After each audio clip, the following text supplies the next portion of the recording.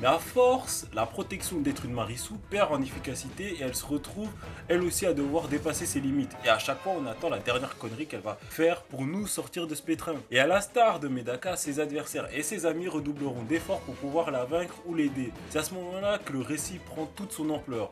Au-delà des combats, c'est un combat entre ses amis et leur lâcheté de toujours compter sur Medaka, leur faiblesse de penser pouvoir la protéger alors qu'elle leur met une vitesse spatio-temporelle et c'est donc encore une plus grande épreuve pour eux de vouloir arriver à son niveau.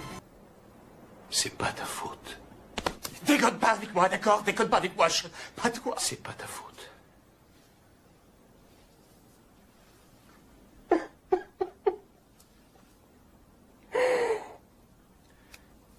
C'est pas ta faute.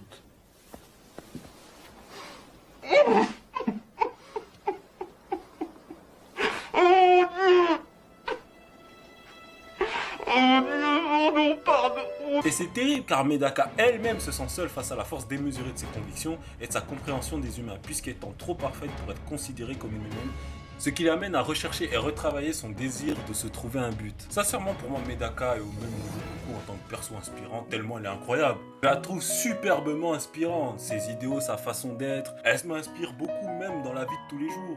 Relire ce manga m'a rappelé certaines choses que j'avais dites lorsque j'étais jeune, insouciant et malchanceux. Stupide. Et ça m'a fait franchement rire. Non mais sérieux, il y a trop de moments iconiques dans ce manga. Si je dois en parler juste d'un seul, c'est le moment où il y a le j'ai gagné et on voit Medaka avec Tears of Orphans, l'ending de Gundam Orphans dans les oreilles. Comment c'était trop de la bombe!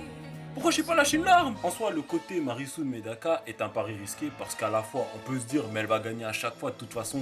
Doit-on vraiment s'inquiéter? Sauf que les auteurs ont réussi à jouer avec cet archétype si chiant et réussir à faire évoluer le personnage et son archétype pour qu'il soit appréciable pour nous tous. Pour que Medaka l'humaine ait des sentiments, des aspirations et ce qui les caractérise et les forge, les défaites. Le scénario ne se contente pas d'être performant dans la création de Solor et dans l'imagination de ses tactiques de combat réfléchies. Mais il est aussi capable d'émouvoir le lecteur, de titiller ses émotions, que ce soit dans la tristesse, la colère ou bien la frénésie. Ce qui rend la lecture d'autant plus agréable car on ne se satisfait pas juste de nous montrer des performances intellectuelles, stratégiques ou physiques. Ce manga sait jouer des codes du shonen et les manier avec grâce et paillettes. Finalement, les thèmes de l'œuvre sont qu'est-ce que le bonheur pour les humains, les rêves ainsi que l'adolescence et le passage à l'âge adulte.